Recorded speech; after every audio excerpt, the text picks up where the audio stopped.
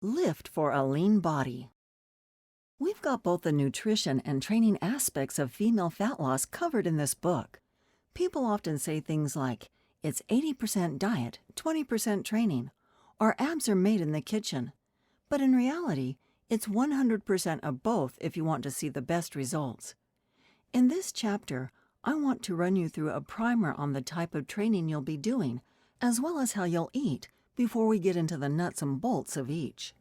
As far as training goes, you'll be employing two forms, the first being weight training. Now, weight training doesn't mean that we're going to have you gunning for world's strongest woman or trying desperately to increase your bench press 1 rep max. Nope, what we'll be doing is using different forms of resistant training, be it free weights, barbells and dumbbells, machines, or your own body weight to create a workout. Plenty of women are discouraged from weight training as they think they're going to bulk up and look manly. This isn't the case at all.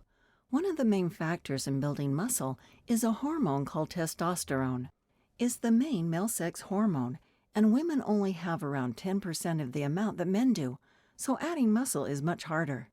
That's not to say you won't add any muscle whatsoever, but you certainly won't look too big. The type of training we'll do has the main emphasis on burning calories and shaping your physique to make it look more feminine and to increase tone and definition.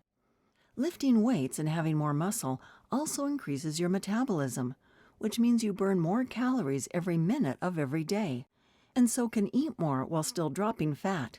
I'd say that's a win in anyone's book. The second type of training you'll be doing is HIIT, high-intensity interval training. This is cardio, but it's not cardio like you're used to.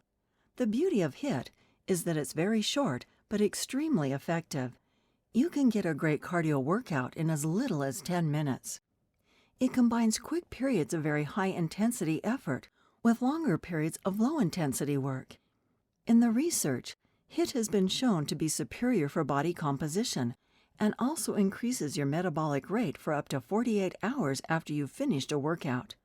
Combine that with the fact you don't need to do it for very long at all to see results, and that's the kind of cardio we like.